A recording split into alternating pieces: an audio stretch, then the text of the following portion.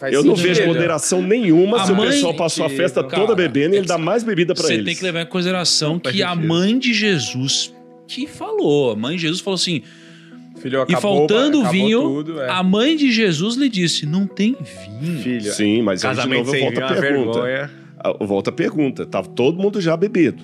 Ele dá mais bebida alcoólica? Onde é que tá a moderação? Mas pera, mas não tinha mesmo? Porque olha só, e foi também convidado... Olha só, vamos refletir aqui, ó. E faltando vinho, a mãe de Jesus lhe disse. Ou seja, a gente não tem informação de que o vinho tinha acabado. A gente tem informação de que tava faltando vinho. Não, tinha acabado. Como? Cadê? Aqui, olha, quer ver? É porque você tá lendo uma tradução. Nem a NVI, você tá lendo outra tradução aí meio. A versão que o Pia escreveu. Aqui, e olha o que tá escrito aqui, ó. Olha só. Olha aqui. Olha o capítulo 2, capítulo 2, verso 3. É o combate da palavra. Tendo acabado o vinho, a mãe de Jesus lhe disse, eles não têm mais vinho. Não, acho que você tá criando isso daí. Não, olha aqui. mas o tom de voz dela já era meio arrastado. É verdade. Mas olha aqui, ó. Mas olha o que vem aqui agora, ó. E disse-lhe, todo homem põe primeiro vinho bom, e quando já tem bebido bem, então inferior, mas tu guardaste até agora o bom vinho.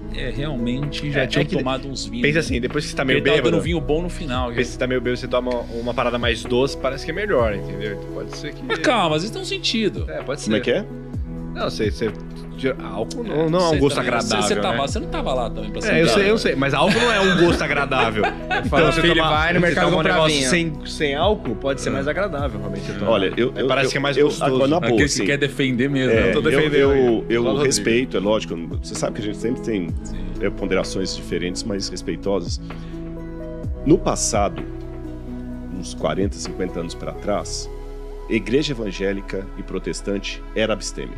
Pastores e membros todos. De um tempo para cá, menos os luteranos. Os luteranos sempre gostavam. O Lutero gostava de uma cervejinha e tudo mais. Mas, geralmente, os outros batistas, presbiterianos, eram abstêmios. De um tempo para cá, começaram a flexibilizar isso aí. E eu tenho em casa documentos falando que o grupo de risco com maior para alcoolismo são pastores e padres. Padres por causa do vinho da missa. Isso aqui não é o Rodrigo falando para detonar, não. Tem artigo científico publicado nisso.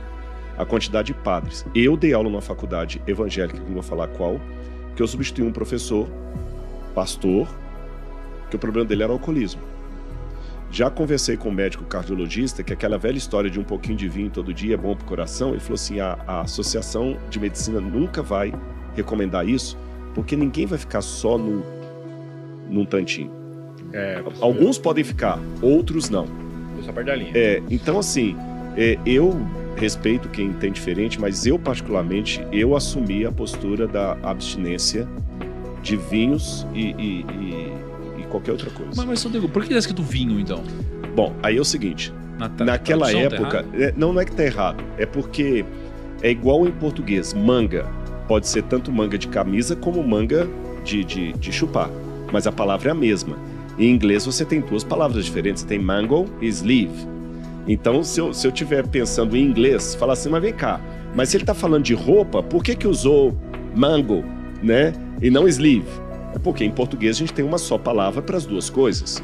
Em grego, a palavra para vinho, você tem algumas palavras, mas uma das principais é a palavra oinos, que significa tanto o vinho alcoolizado como o suco de uva.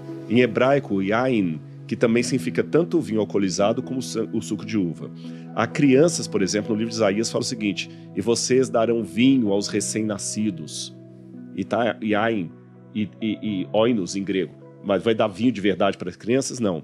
Quando você vai no estudo da cultura greco-romana, você descobre uma coisa muito interessante.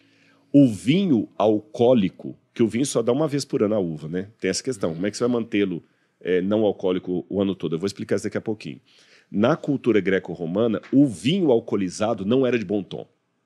Eu vou fazer uma comparação e vocês vão entender. É como a maconha.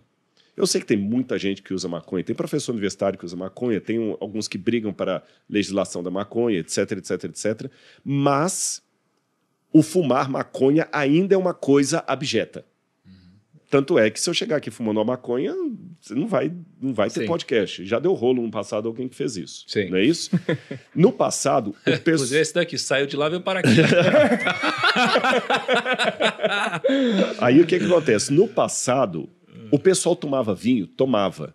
Mas nas noites romanas, nos cultos a Baco, mas quando você pega os filósofos estoicos, os epicureus, você pega, por exemplo, as meditações de Marco Aurélio, que era imperador de Roma, detonam com isso. Detonam com isso. Então você nota que não era comum, mesmo na Roma pagã, o consumo de vinho. Então, como é que eles faziam para beber o vinho e se alegrar? Eles pegavam, quando o vinho alcoolizado, eles pegavam sempre um pouco de vinho para misturar com a água, porque é o que purificava a água. Não tinha ideia de filtro.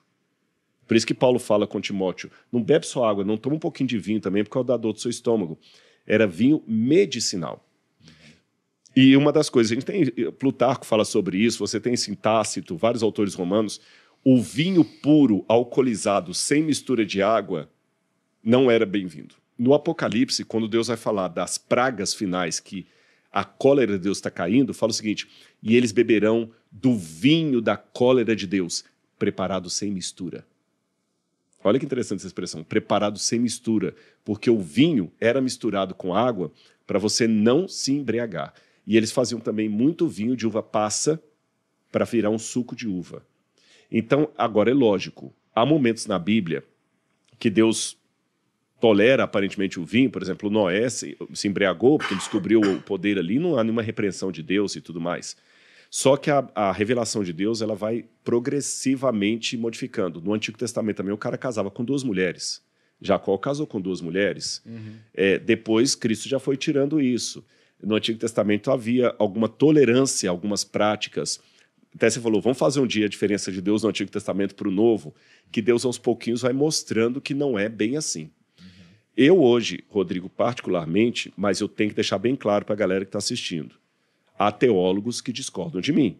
Não estou querendo ser o dono da verdade, não. Eu só estou falando da minha experiência. Eu, Rodrigo, particularmente, com base em tudo o que eu já vi sobre a bebida alcoólica, eu tomei a decisão de ser abstêmio.